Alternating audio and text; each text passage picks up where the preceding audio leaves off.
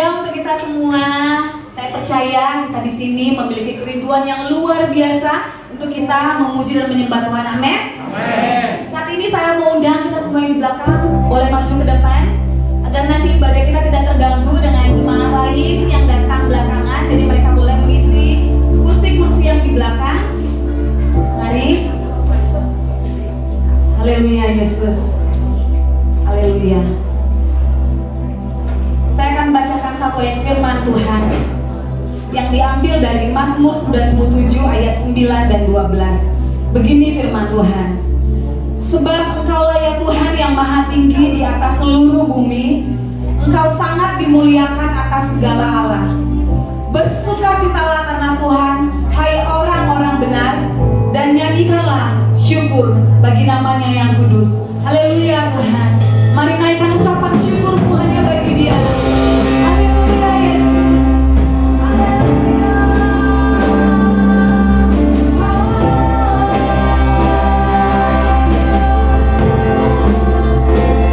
kasih Tuhan.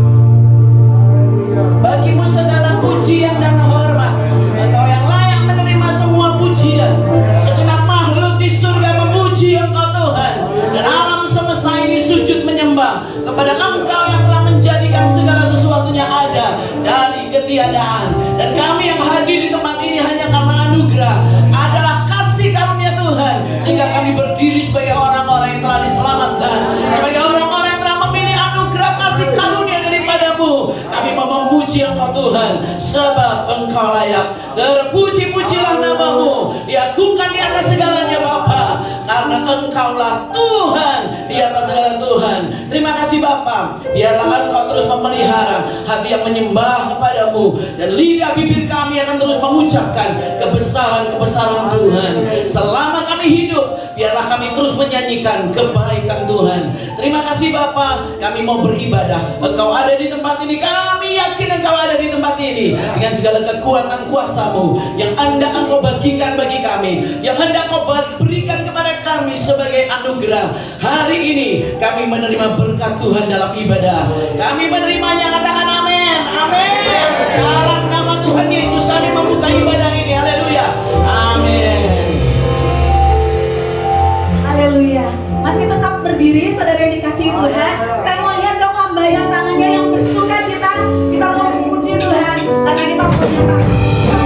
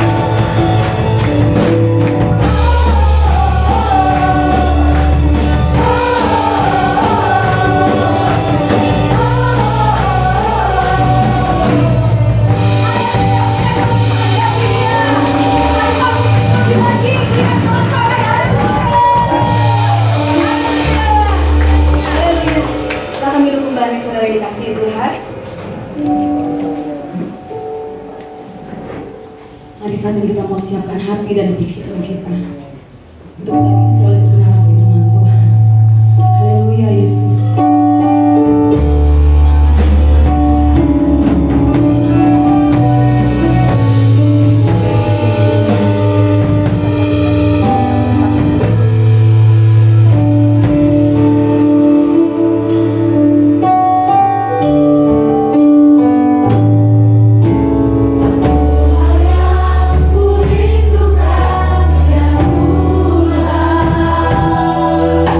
Selalu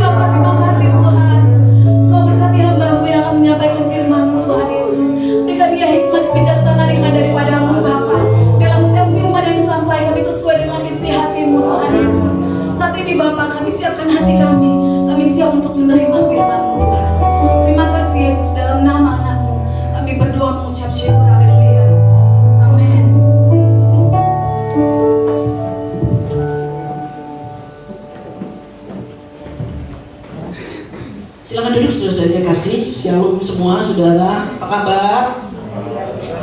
Mana senyumnya? Puji Tuhan, semua berkemenangan, amin. Setiap hari kita berharap kebaikan Tuhan ya, hanya karena anugerah. Saya selalu percaya kepada kendali Tuhan di atas hidup kita. Ya, apa yang terjadi saat ini sulit bagi gereja untuk mengundang hamba-hamba Tuhan berkaitan dengan pandemi. Tiba-tiba kami mendapatkan berita bahwa Bapak Pendeta Filipus akan ada undangan bersama dengan Ibu di Sukabumi. Langsung Pak Richard menerimanya, dan kalau bisa, karena itu undangannya di Sabtu, kalau bisa ibadah membawakan firman Tuhan untuk ibadah pertama dan kedua, dan beliau menyanggupi. Dan saya percaya Tuhan tidak pernah sembarangan mengatur jadwal. Bapak Pendeta Filipus adalah salah seorang dari pengurus daerah di Sinode Jawa Barat, dan beliau adalah bendaharanya. Bapak Pendeta Filipus berasal dari kaum profesional yang bekerja dan kemudian memberikan dirinya, hidupnya untuk melayani Tuhan. Jadi kita bersyukur akan diberkati dengan pelayanannya. Beliau melayani di GSCA Pagarsih Bandung, GSCA Efrata, dan beliau juga merintis gereja di GSCA di Kopo, dan beliau juga menjadi tim kami merintis di GSCA Garut. Jadi bersama dengan Pak Richard, saya, Ibu Aing, Pak Filipus merupakan rekan kami yang kalau kita dari Sukabumi menuju ke Bandung, beliau sudah siapkan sarapan, naik mobil langsung kami pergi ke Garut, nggak pakai keliling-keliling di Bandung ya, sarapannya di mobil, sudah langsung kami pergi ke Garut, kemudian mulai melayani ya. Puji Tuhan, dan kita bersyukur untuk hari ini. Dan saya yakin jika ditayangkan di YouTube di mana-mana, hamba Tuhan yang lain bilang, kok Pak Filipus bisa ke Sukabumi ya? Itulah adalah anugerah, karena sulit bagi kita mengundang hamba-hamba Tuhan yang lain di masa seperti ini. Saudara mau diberkati? Amin. Saudara akan diberkati. Amin. Haleluya, puji Tuhan. Waktu selanjutnya saya serahkan.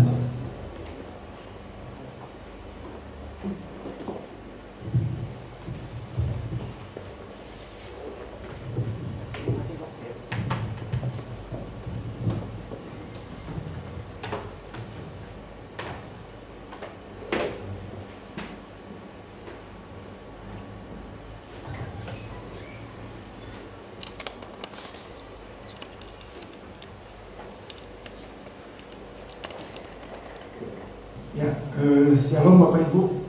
Selamat pagi, senang berada di tengah-tengah Bapak Ibu, dan kami bersyukur, kami bersukacita bisa hadir di tempat ini untuk menyampaikan kebenaran.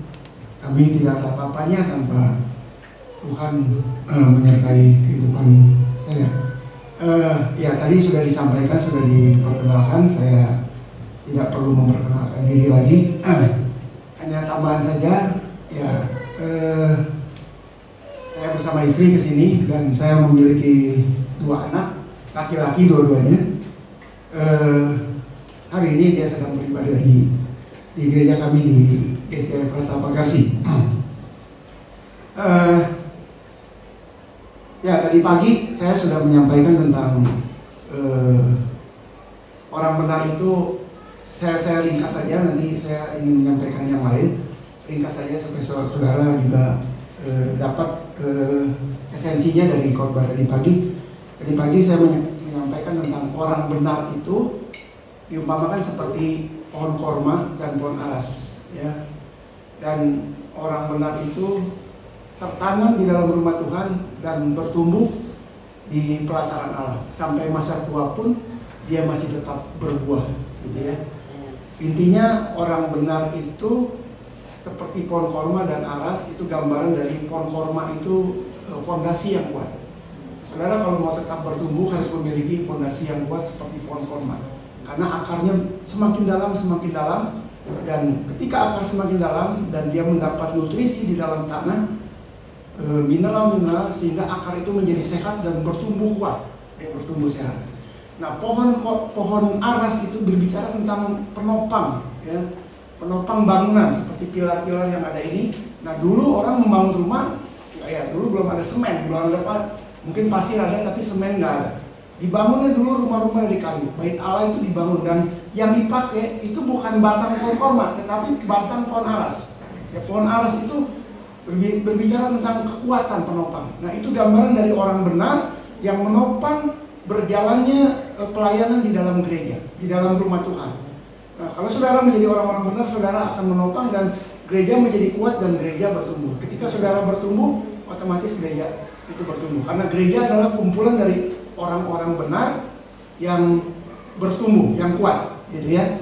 Jadi, nah, kalau kita menjadi orang benar dan kita tetap kuat, dikatakan sampai masa tua pun dia tidak layu, dia tetap berbuah. Ya, ketika saudara dari saudara iman saudara semakin bertumbuh. Tetapi orang yang tidak bertumbuh ada di luar Tuhan, dia akan menjadi layu dan kering, dan akhirnya ya tidak berguna, menjadi sia-sia. Itu aja saya sedikit gambaran tentang tadi pagi yang saya sampaikan. Untuk bisa jadi kuat, ya kita harus beriman, kita harus menerima kasih karunia dan memulihkan kemuliaan Allah yang hilang di dalam kehidupan kita. Ya, ketika itu semuanya menjadi pulih, kita menjadi orang-orang yang kuat. Itu pertahankan untuk kita tetap berada di dalam Tuhan. Kiranya itu saja yang tadi pagi saya sampaikan. Hari ini ya hampir mirip, cuman tentang kekuatan juga. Ini berbicara tentang kita hidup tetap di dalam Dia. Dari Kolose 2 ayat 6 sampai yang ke-7. Ya, saya itu mengajak saudara baca bersama-sama. Saya ingin mendengar suara saudara yang keras untuk membaca ini dengan iman, dengan yakin, sehingga saudara dengan ayat ini saudara semakin dikuatkan dan saudara bertumbuh. Sudah ada? Ya, oke. 1, 2, 3. Kamu telah menerima Kristus Yesus Tuhan kita, karena itu hendaklah hidupmu tetap di dalam Dia, hendaklah kamu berakar di dalam Dia dan dibangun di atas Dia, hendaklah kamu bertambah teguh di dalam iman yang telah diajarkan kepadamu, dan hendaklah hatimu melimpah bersyukur. Yang percaya katakan amin. Nah, saudara, ayat ini mengatakan tetap di dalam Dia, berakar di dalam Dia, dibangun di dalam Dia. Amen. Tuhan mau apa yang semua kita kerjakan itu menujunya kepada Dia. Amen. Ada firman yang mengatakan apapun yang kamu lakukan, seluruh aktivitas kehidupan kita, seluruh aspek kehidupan kita, itu kita lakukan seperti untuk Tuhan. Amen. Artinya jangan keluar dari Dia, jangan keluar dari Yesus. Kita ada di dalam zonanya Yesus, di dalam hadiratnya Tuhan. Kalau Anda yang berani keluar, itu siap-siap untuk mati rohaninya, tidak akan bertumbuh. Ketika kita tetap di dalam Dia, kita akan terus dibangun, diberi nilai-nilai kebenaran, dan kita tidak akan kehilangan masa depan kita, pengharapan kita, cita-cita kita, semua ada di dalam Tuhan. Amin. Nah, saudara, mari kita lihat satu persatu. Ya.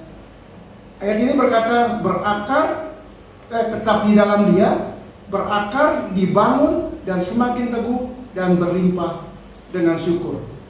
Nah, saudara, tadi pagi saya menyampaikan orang benar itu analoginya seperti pohon korma dan seperti pohon aras. Yang sekarang adalah orang benar itu seperti akar dan seperti bangunan, ya, seperti akar dan bangunan. Nah, saudara, Tuhan mau kita tetap di dalam Dia. Artinya tetap apa?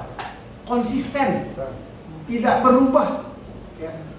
Kita tetap konsisten, apalagi ya, tidak berubah-ubah. Kata tetap. Tuhan mau kita, saya pakai istilah, dibelenggu sama Tuhan. Kalau dibelenggu pohon, saudara, kalau pohon yang kuat, itu dia terbelenggu oleh tanah. Dia tidak akan pindah-pindah. Ya. Dan saudara, mau dipindahkan juga sulit. Siapa yang pernah memindahkan pohon besar? Sulit. Kalau pohon yang kecil saudara bisa beli di pinggir jalan, banyak saudara bisa pindah-pindah. Tapi ketika pohon sudah tertanam dan tetap ya, terbelenggu oleh tanah, dia tidak bisa dipindahkan dan dia menjadi pohon yang kuat. Nah, Tuhan mau kita itu berakar di dalam Dia. Artinya kita terbelenggu di dalam Tuhan. Seperti akar itu menyatu dengan tanah, itu susah dipisahkannya. Saudara harus berjuang, mungkin puluhan orang untuk mengangkat. Ya, tadi yang saya sampaikan, pohon aras itu susah, mungkin hanya bisa ditebak. Kalau saudara lihat di hutan-hutan, Itu istilahnya penebangan pohon. Betul? Bukan pencabutan akar. Tidak ada, orang untuk membebaskan tanah, akarnya dicabut, nggak ada. Sulit saudara cabut akar. Banyak pohon ditebang atau dibakar. Karena pohon yang sudah besar itu susah. Nah, Tuhan ingin kita tetap di dalam Dia. Artinya kita tidak berubah, kita konsisten. Selain konsisten, kita punya komitmen. Ya. Nah, tetap di dalam Dia itu artinya tidak berubah-ubah. Kita taat, pikiran kita dan perasaan kita juga tidak berubah-ubah. Kalau kita sekali percaya kepada Yesus, tetap percaya kepada Yesus. Amen. Sekali kita tertanam di dalam gereja, kita tetap tertanam di dalam gereja. Tadi pagi saya bilang, jangan kita jadi orang Kristen kutu loncat. Pindah sana, pindah sini. Saya nggak yakin. Makanya saya bilang, tunjukkan kepada saya kalau ada orang yang pindah-pindah gereja itu bertumbuh, tunjukkan kepada saya. Misalnya saudara bilang, Pak, saya bertumbuh di 10 gereja. Tiap minggu saya keliling-keliling. Jadi untuk kembali lagi ke gereja yang semula perlu 3 bulan. Gitu ya. Saya bertumbuh. Tunjukkan sama saya. Nggak ada saudara. Karena saudara tidak tertanam. Saya yakin kalau saudara tertanam, saudara akan bertumbuh. Tertumbuh artinya saudara terbelenggu. Jadi gini saudara, tanaman yang terbelenggu di dalam tanah sekian tahun, puluh tahun, itu dia akan berbuah. Pohon mangga, saya pernah punya pohon mangga gedung. Itu dia berbuah kira-kira udah 5 tahun. Ya. Jadi jangan saudara baru tanam sehari, saudara ingin mengharapkan buah dari pohon mangga, atau baru sebulan, 2 bulan, nggak bisa. Jadi untuk mengeluarkan buah perlu waktu yang lama, perlu proses yang lama. Nggak bisa waktu yang cepat. Ya. Jadi kalau saudara mau berbuah dan bertumbuh, saudara harus tertanam. Tetap di dalam Dia, ya. Hidup selaras dengan Kristus, sesuai perbuatan dengan ucapan yang kita lakukan. Ketika kita ada di dalam Kristus, hidup kita meneladani Kristus. Ketika kita ngomong kasih, perbuatan kita kasih, bukan kebencian, ya. Jadi kita harus konsisten. Kata tetap itu konsisten, tidak berubah-ubah, ya. Saudara tetap. Yang kedua adalah komitmen. Kata tetap itu berarti kita komit sama Tuhan. Komit adalah satu janji dari diri kita sendiri ataupun orang lain, tercermin dalam tindakan kehidupan kita sehari-hari. Itu namanya kita komit. Orang yang komit juga tidak berubah-ubah, ya. Nah, bagaimana caranya kita tetap di dalam Dia atau tetap di dalam zonanya Kristus? Artinya kita ada di dalam atmosfer Kristus. Hidup kita ada di dalam lingkungan Kristus. Itu sebabnya Daud berkata apa? Lebih baik 1 hari di pelataran Allah daripada 1000 hari di tempat lain. Daud mengalami ini saudara. Betapa indahnya hidup tetap di dalam Kristus. Sia-sia ada di luar sana. Saudara menikmati dunia ini kalau saudara tidak ada di dalam Kristus. Daud berkata, betapa indahnya. Dia mengalami saudara.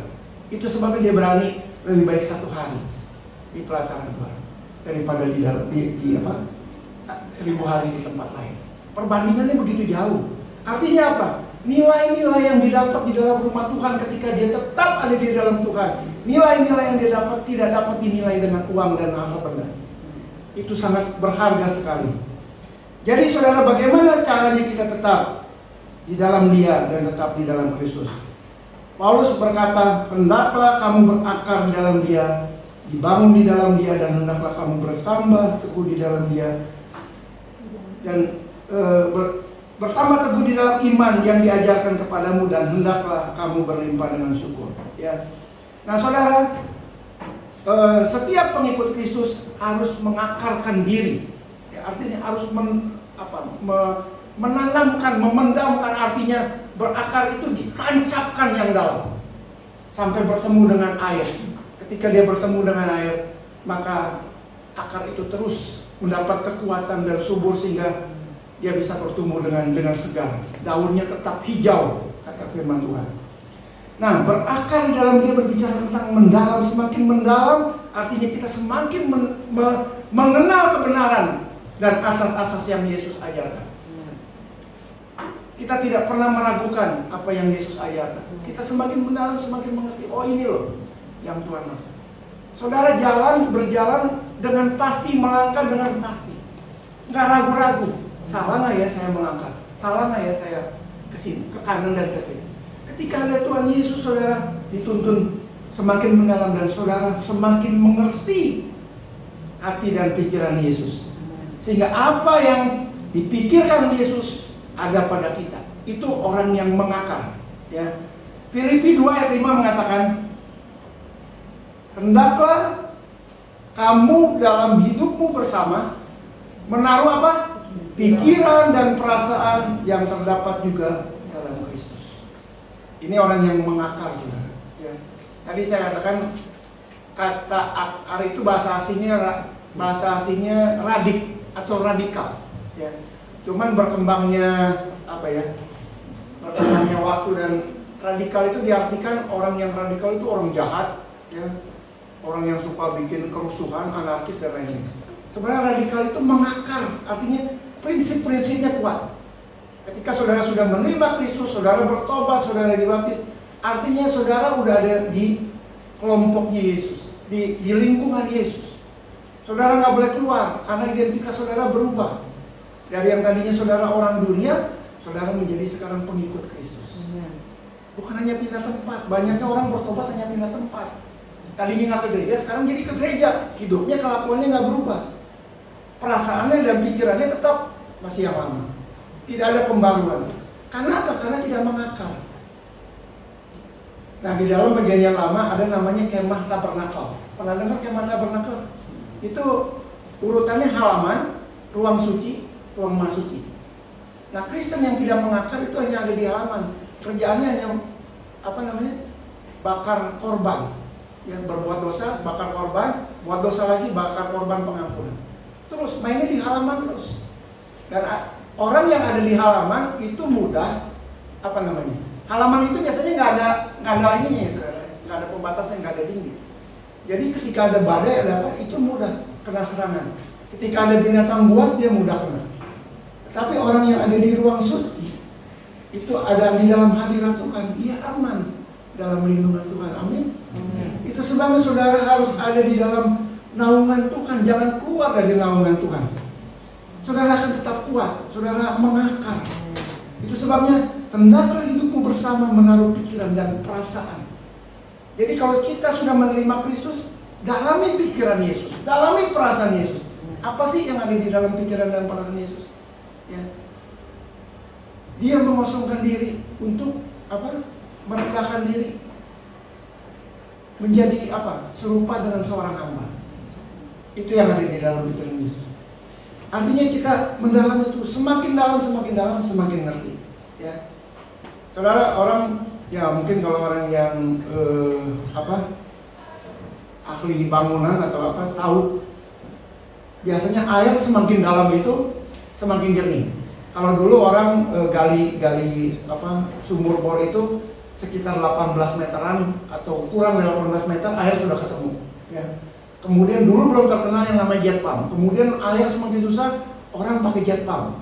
Mungkin kedalamannya sampai 20 meter ke atas. Air makin sulit lagi karena di kedalaman segitu sulit dan airnya biasanya kotor. Sekarang ada namanya submersible. Itu kedalamannya sampai 60 meter. Ya, mungkin Pak Darmawan orang bangunan tahu ya. Makin dalam itu hasil air dengan yang dangkal yang 18 meter atau 20 meter pasti hasilnya berbeda. Makin dalam harganya juga makin mahal. Saudara kalau pasang di rumah pakai submersible, mungkin kalau bapak-bapak yang ini tahu, itu harganya di atas mungkin 20 juta. Ya. Kalau saudara hanya pakai pompa biasa, saudara panggil tukang gali sumur bor ya mungkin di bawah 10 juta. Jadi semakin dalam kita semakin mengenal nilai-nilai yang Kristus berikan kepada kita. Nilainya tidak berharga.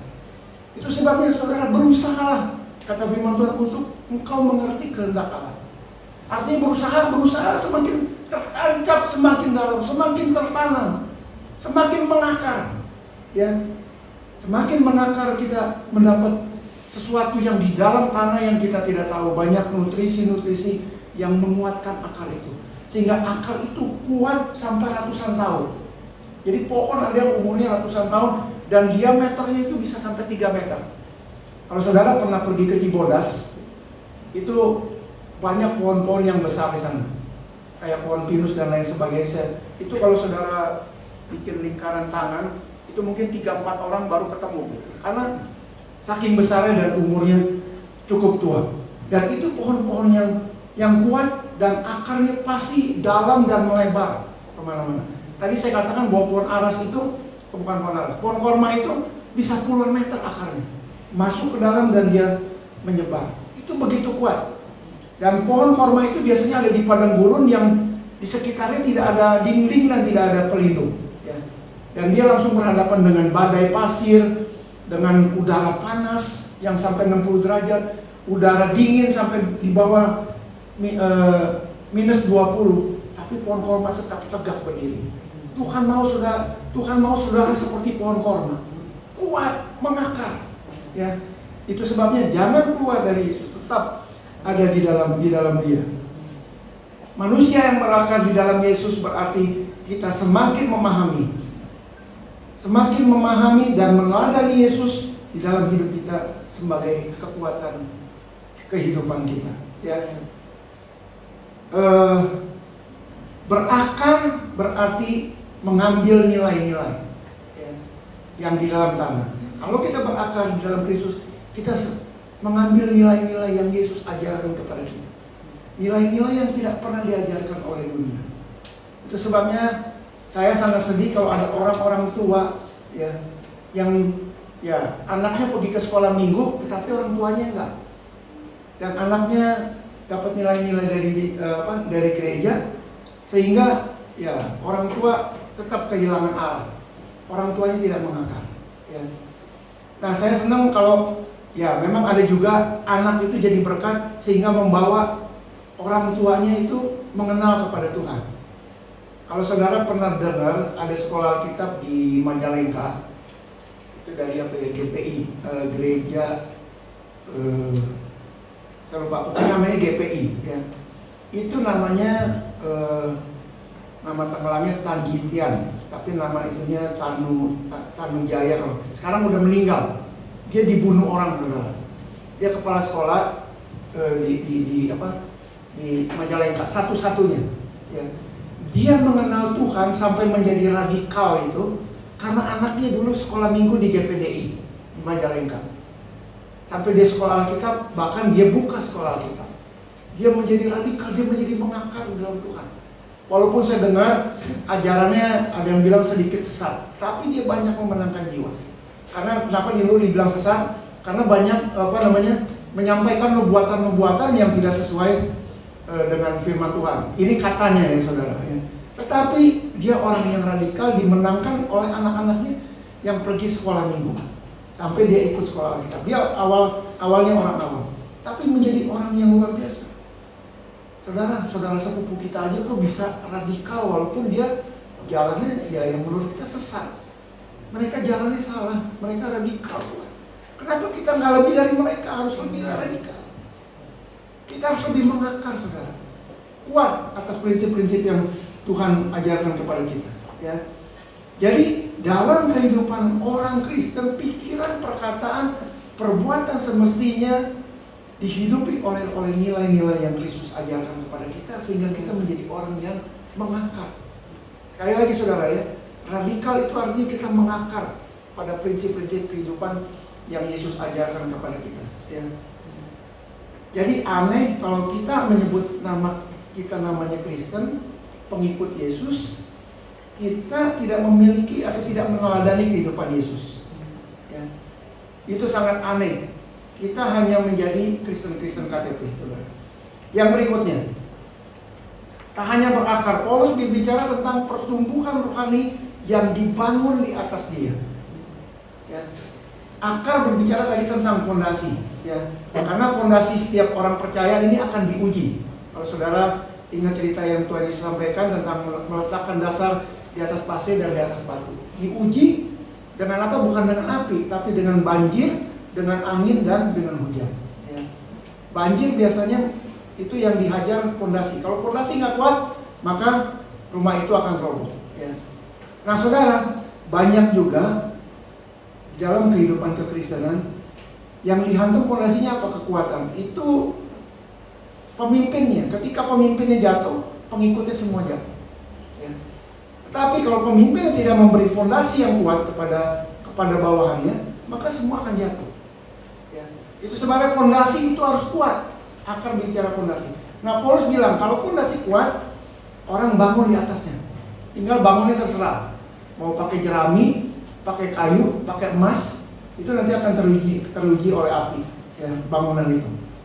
Nah, dibangun di atas dia berarti kehidupan orang Kristen harus ada peningkatan dari step ke step yang berikutnya, ya. Dari tingkat satu ke tingkat yang berikutnya. Artinya kita akan terus, ketika akarnya kuat, fondasinya kuat, artinya bangunan itu juga harus kuat, dibangun dari satu tingkat ke tingkat yang lain. Banyak orang fondasinya kuat, bangunannya yang diperkuat. Jadi begitu fondasinya runtuh, semua runtuh walaupun bangunannya itu kuat. Ya. Nah, Paulus mau kita menjadi orang yang memiliki fondasi yang kuat dan bangunan juga bangunan yang kuat. Bangunan yang kuat yang dibangun di atas dasar Kristus. Firman Tuhan mengatakan. Nah, di dalam bahasa Indonesia sederhana dikatakan, hiduplah dengan menuruti kemauannya. Kehendak Kristus menjadi arah pertumbuhan rohani kita. Jadi kalau saudara mau bertumbuh, ikuti kehendak Yesus. Bukan kehendak manusia. Bukan kehendak dunia ini. Kita jangan terpengaruh dengan COVID-19. Kita jangan terpengaruh. Jangan iman kita menjadi lemah, kita menjadi takut dan khawatir. Orang yang kuat akan terus berjalan di dalam Kristus. Kristus akan menjadi panglima kita. Kristus yang ada di depan kita. Dikatakan ketika Kristus ada di pihak kita, siapakah lawan kita? Tidak ada yang berani, saudara. Ya.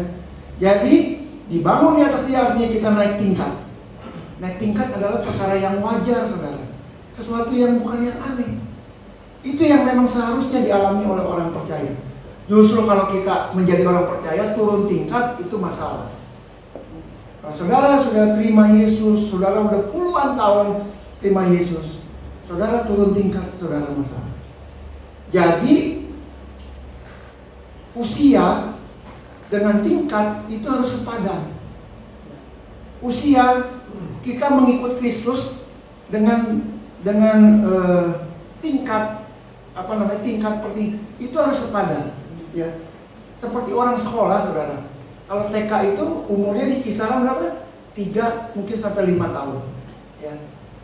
Kalau 6 sampai 7 itu udah masuk SD. Jadi jangan saudara punya anak 7 tahun, saudara masukin ke TK, diketawain nanti saudara. Harusnya udah SD. Ketika saudara punya anak udah umur berapa? 15, jangan dimasukin di SD atau di TK. Sesuatu yang lucu. Nah, orang Kristen juga banyak yang lucu. Hidup sudah lama ikut Tuhan, tapi kelakuannya masih kayak anak TK, kayak anak SD, ya. Ya, mudah tergoncangkan dan lain sebagainya. Jadi pertumbuhan itu harus sepadan, ya. Nah, mungkin saudara pernah dengar, mungkin sekarang saya udah jarang lihat berita itu. Beberapa tahun silam itu sering terdengar ada anak yang lahir tubuhnya tidak bertumbuh, tapi yang tumbuh apa? Kepalanya makin besar, makin besar, makin besar. Matanya makin keluar, makin keluar. Tahu nggak penyakit apa itu, saudara? Hidrosepalus. Jadi anak ini tidak sesuai umurnya dengan pertumbuhannya. Badannya tidak bertumbuh, hanya kepalanya yang besar. Ini penyakit. Nah, orang Kristen kalau yang tidak bertumbuh, usianya udah besar, tapi rohaninya nggak bertumbuh, ini penyakit. Itu harus diberesin, ya. Saudara harus datang kepada ibu gembala dan bapak gembala. Ada apa dengan saya? Kok saya sekian lama ikut Tuhan nggak bertumbuh? Cuma kepala saya doang yang gede, gitu ya. Badannya nggak gede-gede. Ada masalah, saudara. Jadi sesuatu yang aneh kalau saudara ikut Tuhan tidak bertumbuh. Kita baca satu ayat dalam Ibrani 5 ayat 12. Baca bersama-sama dengan suara keras. 1, 2, 3. Sebab sekalipun kamu ditinjau dari sudut waktu, sudah seharusnya menjadi pengajar, kamu masih perlu lagi diajarkan asas-asas pokok dari pernyataan Allah, dan kamu masih memerlukan susu, bukan makanan keras. Ya. Ditinjau dari sudut waktu. Mari koreksi, saudara berapa lama ikut Tuhan? 10 tahun, 20 tahun, 30 tahun? Apakah saudara sudah kuat makanan keras, apa masih minum susu? Banyak orang udah puluhan tahun masih jadi bayi-bayi rohani. Masih Pak Gembala, tolong doakan anak saya, usaha saya, dan lain sebagainya. Belum dewasa, ya. Masih mengandalkan manusia, tidak mengandalkan Tuhan. Ditinjau dari sudut waktu, seharusnya kau sudah jadi pengajar, kau sudah menjadi penasehat, tapi masih perlu lagi diajarkan asas-asas pokok dari pernyataan Allah. Masih dasar-dasar kekristenan, ya. Dulu saya ya karena ingin tahu, saya pernah keluar dari KSDA, saudara. Kira-kira di tahun 94 ya, saya keluar. Waktu itu saya belum jadi hamba Tuhan. Saya ngambek, saya keluar 94. Karena saya dulu pelayan musik, saya keluar 94. Kemudian saya pergi ke satu gereja, ya. Waktu saya masuk satu gereja itu nggak bisa terima begitu saja. Saya harus disuruh ikut namanya DK, dasar kekristenan, 3 bulan. Jadi 12 kali pertemuan. Ya 3 bulan, berarti seminggu sekali. Saya belajar DK. Saya pikir wah udah DK nih, saya belajar dari dasar-dasar kekristenan. Saya tadinya pengen ketawa juga gitu. Aduh, saya anak hamba Tuhan harus ikut dasar-dasar lagi nih. Ya tapi ini nggak apa-apa, saya ikut. Kemudian habis DK saya pikir udah bisa pelayanan, ternyata enggak. Ikut lagi HB. 3 bulan lagi, saudara. Jadi HB itu hidup berjemaat. Ya, ikut lagi di situ. Habis itu baru saya di acara ibadah dipanggil ke depan yang ikut DK dan HB. Diperkenalkan, inilah dia bilang jemaat baru kita, gitu ya. Yang akan menopang gereja ini. Jadi dipanggil ke depan, di depan lagi banyak gitu ya. Diperkenal, baru saya bisa melayani. Ketika saya melayani, ditanya mau melayani di mana. Saya bilang boleh nggak saya main musik atau jadi singer? Oh, di tempat musik kayak di ini sudah penuh. Ada juga di tempat sekolah minggu main gitar. Dia bilang nggak apa-apa. Jadi saya mau dimasukin ke sekolah minggu, iringin gitar, ya lagu anak-anak. Ya, seperti yang lagu tadi apa namanya? Baca kitab suci, doa tiap hari, lagu-lagu gitu lah, lagu-lagu anak.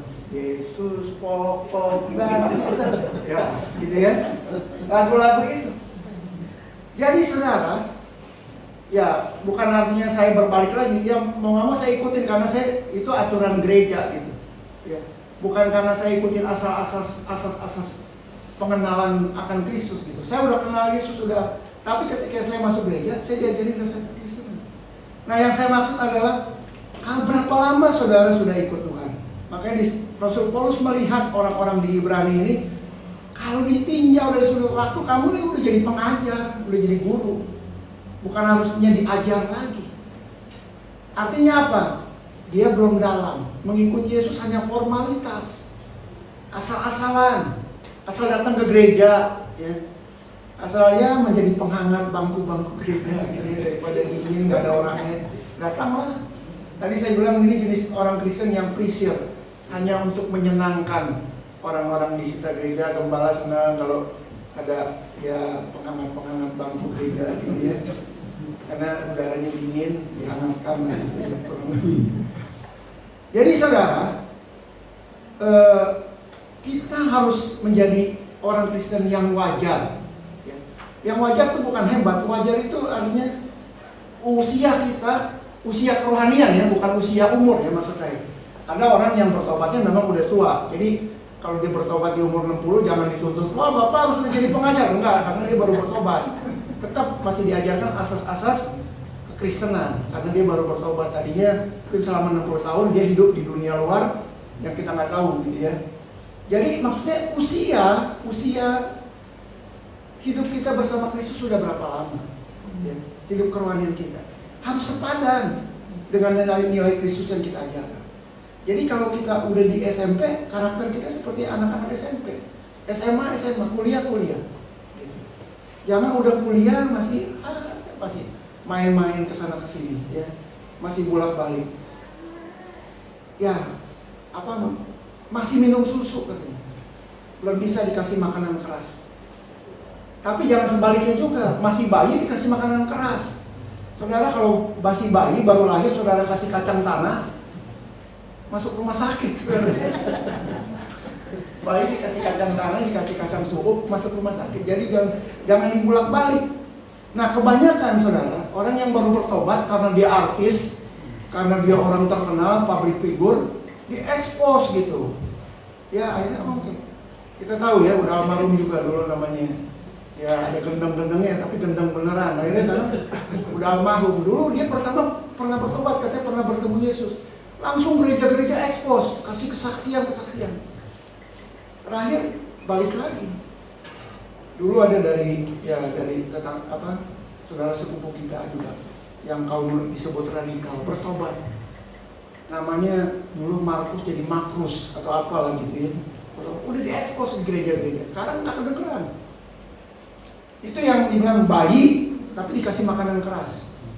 Kalau orang Sunda bilang ongkek, gitu ya, keluar lagi. Karena belum siap ininya, pencernaannya, anggota tubuhnya belum siap. Jadi kita harus sepadan usia kerohanian kita dengan tingkat kerohanian kita. Ya, saya nggak tahu di Ibrani ada yang bilang Rasul Paulus, ada yang bilang bukan, tapi kalau lihat bahasanya ada yang bilang Rasul Paulus. Jadi saya suka keterpasan Rasul Paulus, tapi saya nggak tahu, ada yang bilang memang ini masih jadi pertanyaan. Tapi penulis Ibrani ini melihat gitu, banyak orang-orang Kristen tidak sepadan hidupnya dengan usia rohaninya. Itu sebabnya nilai-nilai Kristus itu tidak mengalir di dalam kehidupannya. Ya. Dia tetap menjadi bayi-bayi rohani dan pertumbuhannya tidak wajar.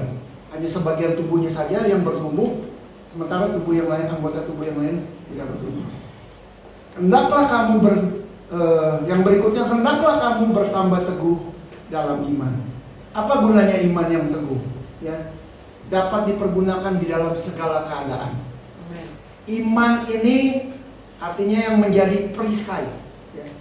Di dalam Efesus itu iman diumpamakan perisai. Saudara tahu ya perisai. Kalau sekarang jarang orang perang pakai perisai. Mungkin polisi bukan perisai namanya itu. Kalau polisi hura-hara pakai tameng. Kalau dulu perisai di sini. Karena dulu pakai panah kan. Jadi kalau itu perisai. Nah, gunanya iman yang teguh itu dipergunakan dalam segala keadaan. Itu sebagai perisai yang menahan setiap serangan dari luar dalam kehidupan kita. Situasi, kondisi, atau orang-orang yang di sekitar kita. Jangan anggap di dalam gereja tidak ada serangan, saudara. Serangan bisa dari orang dekat. Karena antikris juga dibilang itu munculnya dalam gereja. Kamu saling menyerahkan dan lain sebagainya. Ya. Jadi ada orang Kristen palsu yang masuk ke dalam gereja. Orang yang tidak punya nilai-nilai Kristus. Itu bisa menyerang. Tapi kalau kita beriman, kita kuat, iman kita teguh, itu kita tahan terhadap serangan. Ya. Nah di masa COVID ini serangannya kecil. Ya. Ini kita anggap ini serangan kecil. Kalau saudara terus diambil ketakutan, berarti iman saudara nggak kuat. Saudara terus dihantui oleh kekhawatiran, saudara nggak kuat. Ya. Ketika situasi dan kondisi saudara di PHK lah dan lain sebagainya, ini serangan kecil. Kalau kita beriman, kita percaya ada janji Tuhan di balik PHK. Amin. Ada janji Tuhan di balik kejadian-kejadian ini. Jangan mengeluh, jangan bersungut-sungut. Ya. Ada pernah kejadian saya lupa cerita. Ya. Orang ketinggalan pesawat, wah marah-marahnya luar biasa. Ya. Dia marah, diomelin tuh orang-orang yang di counter apa namanya? Check in. Diomelin, kenapa sih ditinggal gini? Udah, ya saya kan udah beli tiket. Udah marahnya selesai. Mungkin ya marahnya selesai tapi wah ininya masih belum padam, masih membara. Ya. Berapa menit kemudian dia dengar kapalnya jatuh. langsung seperti bara disiram. Artinya bukan dia bersyukur kapal jatuh, artinya bersyukur dia ketinggalan, tapi Tuhan punya rencana yang indah dalam hidup. Amin. Bukan mensyukurin orangnya, ya syukur dia kapal perusahaan. Bukan tarung di sini, kemudian berapa ratus meter ada perusahaan besar seperti Giant, Hypermart, Carrefour, mengeluh dia kehantam gitu ya. Tapi sekarang perusahaan kecil, warung-warung hidup, perusahaan-perusahaan gede tutup. Saya dengar ya perusahaan-perusahaan yang bermerek, saya nggak usah sebutkan namanya, banyak yang tutup. Ada perusahaan AC, bosnya bunuh diri. Bunuh diri, perusahaannya bangkrut. Saya sebut aja ya, AC-nya Changhong namanya. Pernah dengar AC Changhong? Iya, pernah. Bunuh diri. Gak ada ya nama Changhong? Gak ada ya? Oh, yang punya dia udah bunuh diri. Saya kasih tahu. Saya juga pakai Changhong di Bagasi. AC saya tuh mereknya banyak, Akira, Changhong, Daikin, Panasonic, apalagi Chunlan, Wulan, banyak nama-nama sana gitu ya. Udah bunuh diri, saudara. Jadi kita bersyukur gitu, Tuhan masih memelihara kita. Jadi orang beriman jangan takut nggak makan. Kata Daud, apa ya? Ya pokoknya dia tidak pernah melihat orang percaya itu minta-minta roti, ngemis-ngemis nggak ada. Yang ngemis-ngemis malah yang kelihatannya hebat, tapi ngemis-ngemis gitu. Ya. Kita adalah orang-orang yang kaya di dalam Tuhan, amin. Kita orang-orang yang kaya. Tuhan kita kaya, dia berkelimpahan. Asal apa? Kita beriman, kita menyenangkan hati Tuhan. Ya, ya kembali lagi, perisai iman itu penting dalam segala hal, karena dia dapat memadamkan semua api dari si jahat. Artinya serangan-serangan kuasa kegelapan ketika kita beriman dia takut. Contohnya, iblis takut sama Ayub. Itu waktu dia mau godain Ayub, izin dulu nggak sama Tuhan? Izin dulu. Nggak berani dia serang. Karena apa? Ayub pakai perisai iman. Dia tahu kesetiaan ketaatannya. Kalau berani ganggu Ayub, urusan sama Tuhan. Tuhan izinkan karena Tuhan lihat kualitas iman Ayub. Ketika Ayub digoda, dia kuat perisainya. Nah, saudara, kejadian Ayub mungkin sama COVID-19 ini. Ayub gak pernah menduga dia bakalan anaknya mati semua, ternaknya habis, hartanya habis, badannya pada buduk sampai dikorek, sampai digaruk pakai beling. Pernah gak kepikir sama Ayub? Gak pernah kepikir. Nah, saudara harus berjaga-jaga. Kalau satu waktu musibah datang di dalam kehidupan saudara, keluarga saudara, kalau saudara beriman, saudara pakai perisai iman, saudara gak akan kaget. Walaupun Ayub memang sudah sampai level yang kritis, tapi dia tidak pernah menghujat Tuhan. Istrinya udah menghujat loh, istrinya udah menghujat Tuhan. Tapi Ayub udah di dalam masa Kristen, dia udah ada, ya ngeluh-ngeluh udah ada. Sampai dia bilang, ya kenapa aku dilahirkan kalau aku sendiri. Tapi imannya tuh apa ya? Ya itulah yang dibilang iman sebesar biji sesawi dapat memindahkan gunung. Masih ada iman. Dia imannya apa ya? Imannya nggak sampai terkulai. Makanya ada ayat mengatakan bulu yang terkulai tidak dibiarkan sampai putus sampai patah, dipulihkan lagi oleh Tuhan. Dan kehidupan Ayub, ya sebelumnya sama sesudahnya, ya gilang gemilang, cemerlang. Wah hidupnya luar biasa. After before, saudara kalau sekarang ya, wajah tuh nih after before. Itu biasanya editan saudara. Ya. Jangan percaya sama iklan tuh yang apa namanya awet muda, jangan saudara. Mahal harganya, hasilnya nggak ada. Jangan pernah beli, harganya jutaan. After before, ya. Ini mukanya kayak panjang kayak kuda, yang ini udah bulat kayak apel. Itu bohong. Ya. Tapi kalau Ayub itu benar, after before, after apa? Before-nya dia menderita, dan itu di luar dugaan dia. Seperti COVID ini kita nggak pernah pikirkan bahkan. Nah kita nggak tahu setelah COVID ini pulih apalagi nanti di depan. Tapi kalau kita beriman, ya kita bilang, ya terserah deh, mau ada badai apapun, selama saya sama Tuhan saya aman. Amin. Kalau saudara beriman, imani saudara. Itu sebabnya iman harus mengakar di dalam kehidupan saudara. Ya, yang terakhir, hati yang melimpah dengan syukur. Benar-benar. Ya, hati yang melimpah dengan syukur. Ya, melimpah dengan syukur artinya orang Kristen yang tidak kekurangan syukur. Amin. Kan melimpah, saudara. Ya. Kalau saudara tuang air di gelas, itu kalau setengah belum melimpah, 3/4 belum melimpah, sampai penuh aja belum melimpah.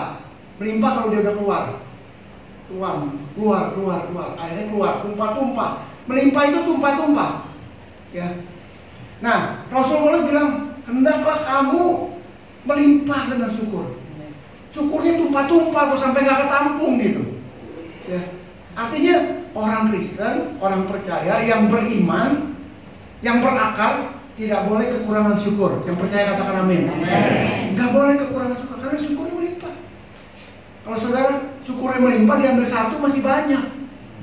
Tapi banyak orang Kristen yang tidak berakar, airnya masih 1/4 aja udah ngeluhnya 2 gelas gitu.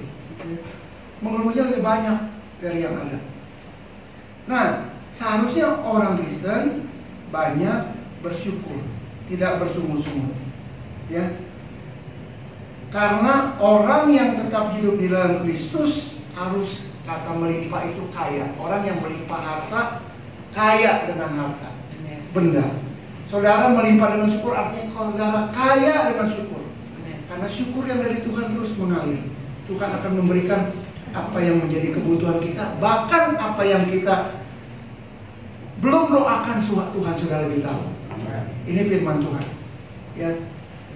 Jadi orang yang melimpah dengan syukur dijauhkan dari kekeringan. Dia terus seperti pohon yang ada di tepi aliran, daunnya tetap hijau. Ya. Apa yang diperbuatnya selalu berhasil. Seperti Yusuf dibuat berhasil walaupun hidupnya mengalami badai. Dari mana? Dari lingkungannya sendiri, bukan dari luar. Dari kakak-kakaknya. Dia menjadi anak ya yang bungsu. Hantamannya badainya dari kakak-kakaknya. Tapi dia dibuat berhasil ketika dia ada di Mesir. Ya. Kalau saudara mau berhasil, penuh dengan ucapan syukur. Saya tidak melihat Yusuf mengeluh waktu dia dibuang ke dalam sumur, ke dalam lubang, ketika dia difitnah oleh istri Potifar, ketika dia masuk penjara. Saya belum menemukan dia mengeluh. Ya. Saya yakin dia hatinya penuh ucapan syukur, dibuat berhasil oleh Tuhan. Itu sebabnya ketika dia ada di dalam kerajaan dan dia jadi raja, dan saudara-saudaranya menjadi miskin, tidak punya makanan, sampai bapaknya juga menjadi miskin, harus datang ke Mesir karena itu musim kelaparan. Dia bilang, saudara? Karena Allah lah yang membuat aku sampai di Mesir ini untuk memelihara kehidupan. Ya. Kamu mereka-rekakan yang jahat, tetapi Allah mereka-rekakan yang baik. Jadi semua kejadian, baik yang baik, baik yang buruk, itu ada di dalam kehendaknya Tuhan. Setiap langkahku diatur oleh Tuhan. Ini lagu dari masa ke masa nggak pernah bosan, selalu dinyanyikan. Apalagi di gereja-gereja ya yang lama seperti GPDI. Kalau GPI mungkin saya ragu menyanyikan lagu karena banyak lagu baru.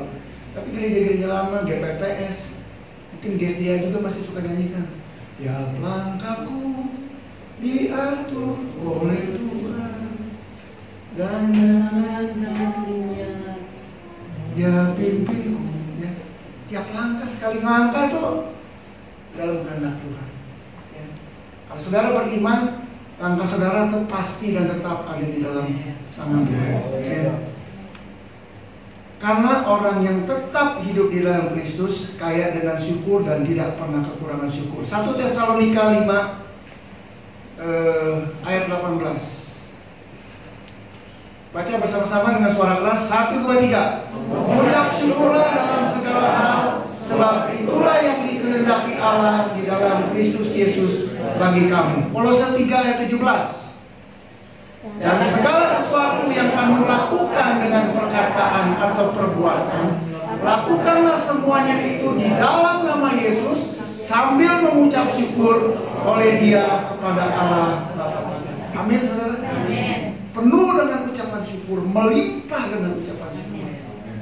Kalau kita berakal, kita beriman, kita dibangun di dalam Dia, hati kita akan penuh dengan ucapan syukur. Mari berdiri bersama saya. Kita mengucap syukur kepada Tuhan. Ya. Jangan pernah kekurangan syukur. Mengucap syukur kepada Tuhan. Haleluya. Karena kasih-Nya yang besar, karena pengorbanannya yang begitu mahal, tidak ternilai harganya, tidak dapat dinilai dengan uang, dengan harta kita. Karena Dia memberikan kasih karunia dengan cuma-cuma. Saya mau ajak saudara menyanyi Kemenangan Terjadi di Sini. Haleluya.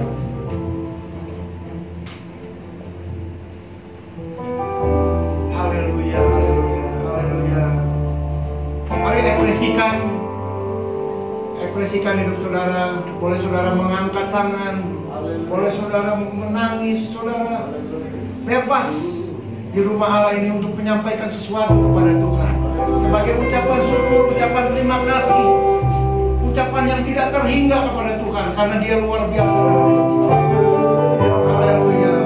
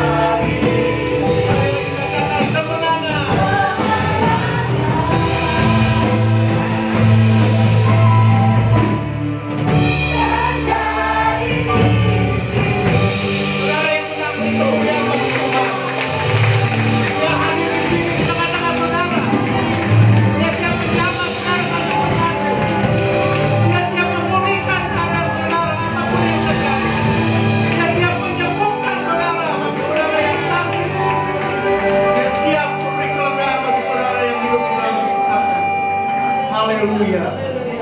Haleluya. Pagi ini saya rindu berdoa untuk saudara. Saudara yang sedang mengalami pergumulan, mungkin sakit penyakit, pergumulan keluarga, pergumulan ekonomi, pergumulan pekerjaan, pergumulan apapun saudara. Mari angkat tangan saudara, hanya Tuhan yang tahu. Saudara berkata kepada Tuhan, Tuhan inilah aku, inilah keberadaanku di hadapan Tuhan. Aku penuh dengan keterbatasan. Hanya Tuhan yang Maha tahu. Tuhan yang tahu akan persoalanku. Dan Tuhan mengasihiku. Bapa, Engkau melihat tangan-tangan yang terangkat. Engkau Allah yang berbelas kasihan, Allah yang penuh kasih, Allah yang tidak pernah meninggalkan kami sendirian. Penyertaan-Mu selalu ada bersama kami. Dari tempat ini hamba-Mu berdoa di dalam nama Yesus. Kau beri kelegaan bagi yang hidup dalam kesesakan. Kau beri kekuatan yang sedang lemah imannya. Kau sembuhkan penyakitnya Tuhan di dalam nama Yesus. Kami percaya Tuhan, kuasa-Mu dulu, sekarang, dan selama-lamanya tidak pernah berubah Tuhan. Kalau dulu Engkau menyembuhkan orang sakit, hari ini juga Engkau akan menyembuhkan orang yang sakit. Kalau dulu Engkau memberi kelegaan bagi yang sesak, hari ini juga Engkau memberi kelegaan.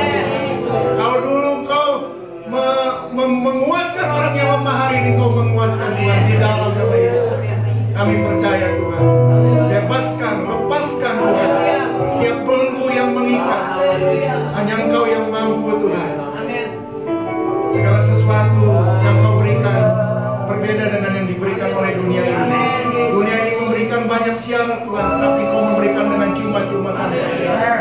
Dan kami percaya Tuhan, kami sangat berharga dan bernilai di hadapan-Mu. Kami adalah batu-batu yang terpilih Tuhan, menjadi batu penjuru. Bahkan kami Tuhan menjadi alat yang terpakai di dalam tangan-Mu. Terima kasih Tuhan. Terima kasih. Biarlah Roh Kudus terus menyertai kami, terus mengajar kepada kami, terus menasihati kami, terus memberi penghiburan kepada kami. Terpuji nama Tuhan. Di dalam nama Yesus kami berdoa dan mengucap syukur. Yang percaya sama-sama katakan amin.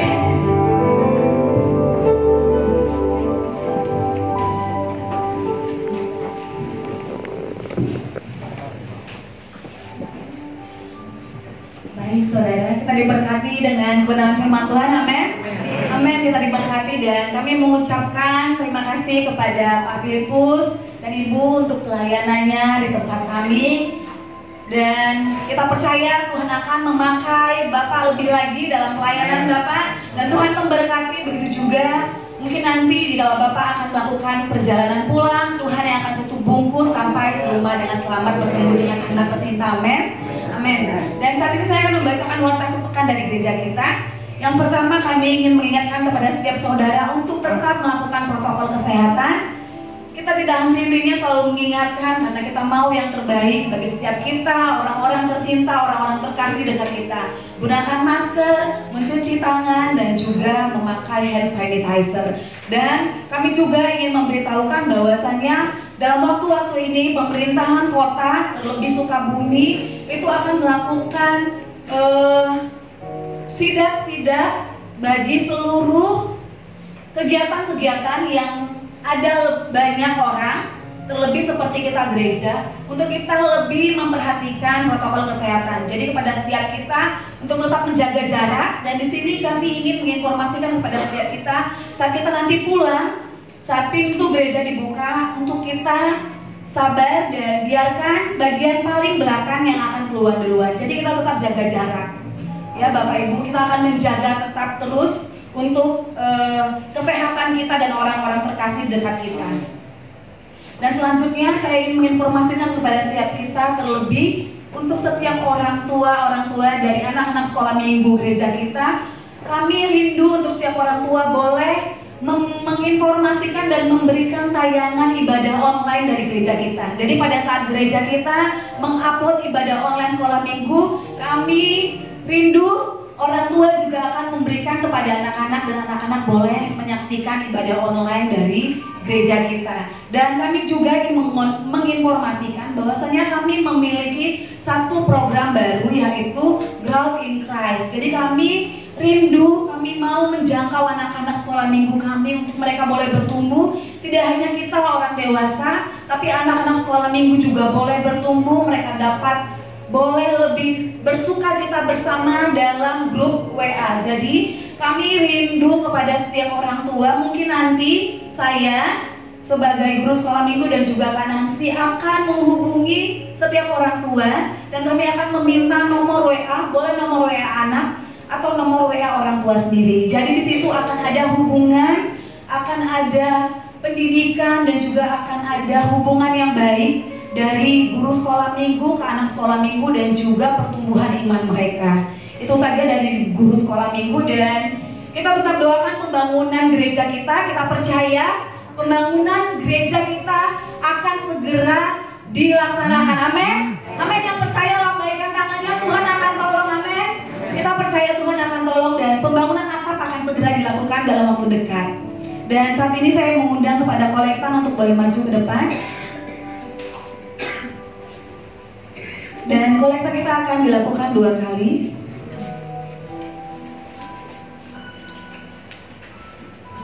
Mari saudara-saudara yang dikasihi Tuhan, saya akan bacakan 1 ayat yang diambil dari Lukas 6 ayat 38. Begini firman Tuhan, berilah dan kamu akan diberi, 1 takaran yang baik, yang dipadatkan, yang digoncang, dan yang tumpah keluar akan dicurahkan ke dalam ribaanmu.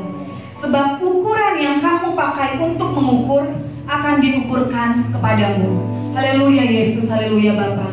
Terima kasih Tuhan, terima kasih Bapa untuk saat-saat yang indah ini Tuhan. Kami boleh berkumpul bersatu hati, memuji dan memuliakan nama-Mu Tuhan Yesus. Kami boleh masuk lebih lagi ke dalam pujian penyembahan kami Tuhan. Terima kasih Bapa itu semua karena kasih dan kebaikan-Mu dalam hidup kami Tuhan. Dan saat ini Bapa, Kau memberikan kesempatan kepada kami juga untuk kami boleh menabur Tuhan, untuk kami boleh memberi sebagian dari apa yang kami miliki Tuhan Yesus.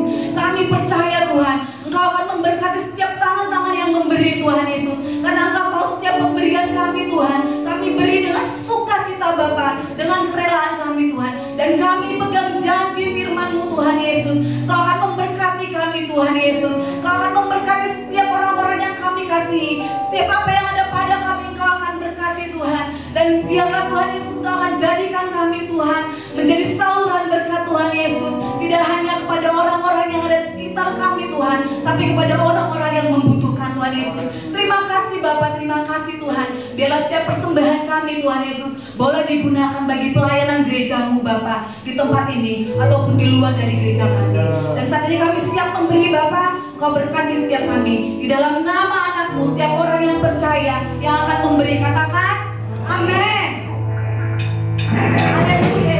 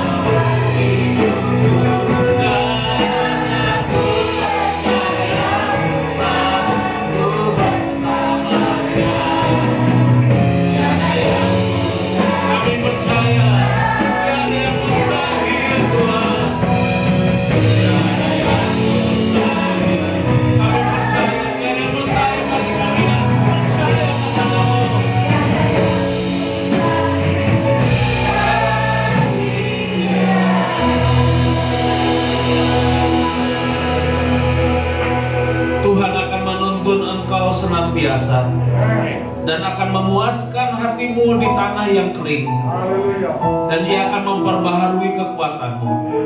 Engkau akan seperti taman yang diairi dengan baik, dan seperti mata air yang tidak pernah mengecewakan. Engkau akan membangun reruntuhan yang sudah berabad-abad. Maka engkau akan bersenang-senang karena Tuhan, dan aku akan membuat engkau melintasi puncak bukit-bukit di bumi dan kendaraan kemenangan. Aku akan memberi makan engkau dari milik pusaka Yakub bapa leluhurmu, sebab mulut Tuhanlah yang mengatakannya. Terima kasih Tuhan untuk janji firman-Mu, itu akan terjadi dan digenapi dalam hidup kami. Kami mendengar, kami meyakini, kami mengamini bahwa firman-Mu akan terjadi bagi hidup kami. Tiada mustahil bagi orang yang percaya. Kami percaya keadaan apapun situasi berubah, tetapi Yesus Tuhan kami tidak berubah. Dulu, sekarang, dan untuk selama-lamanya. Engkau tidak berubah. Engkau Allah yang Immanuel, Allah yang menyertai kami. Engkau Bapa kami yang kekal, Bapa yang mengasihi kami, Bapa yang peduli dengan kami. Engkau menjadikan kami biji mata-Mu Tuhan. Terima kasih Tuhan. Engkau Jehovah Jireh, Allah yang mencukupkan, Allah yang memberkati kami dalam keadaan situasi apapun. Engkau memberkati dengan cara-cara Tuhan yang ajaib. Terima kasih Tuhan. Segala kemuliaan hanya bagi Tuhan. Di akhir ibadah kami mengucap syukur kepada Tuhan untuk anugerah berkat-Mu Tuhan. Kami telah memberikan pujian penyembahan kepada Tuhan. Kami telah menerima firman-Mu, firman-Mu ya dan amin. Kami akan pegang, akan menjadi penuntun bagi jalan hidup kami. Segala kemuliaan hanya bagi Tuhan. Diberkatilah Tuhan sidang jemaat-Mu Tuhan, dalam usaha pekerjaan, keluarga, rumah tangga, bisnis, mata pencarian mereka. Keluarga rumah tangga mereka diberkati oleh Tuhan, mata pencarian mereka diberkati Tuhan, usaha mereka diberkati Tuhan, karir sekolah pendidikan mereka diberkati Tuhan. Apapun yang dilakukannya akan diberkati Tuhan, akan bertambah-tambah terus, akan ditutup bungkus oleh kuasa darah Yesus. Terpujilah nama Tuhan. Kami bersatu hati bersyukur dan berdoa untuk hamba-Mu Bapak Pendeta Filipus bersama dengan Ibu. Engkau akan memberkati dan mengurapi. Terima kasih untuk pelayanannya. Kami percaya Pak Filipus dengan Ibu dan keluarganya akan diberkati Tuhan dalam pelayanan, akan mengembangkan pelayanan yang begitu luar biasa lagi, begitu dahsyat lagi. Terima kasih Tuhan. Ketika beliau akan pulang ke Bandung, tutup bungkus dengan kuasa darah Yesus. Segala kemuliaan, hormat, pujian hanya bagi Tuhan. Saudara, mari kita terima berkat anugerah dari Allah Bapa di surga. Tuhan memberkati engkau dan melindungi engkau. Tuhan menyinari engkau dengan wajahnya dan memberi engkau kasih karunia. Dan Tuhan menghadapkan wajahnya siang ini kepadamu dan memberi engkau damai sejahtera.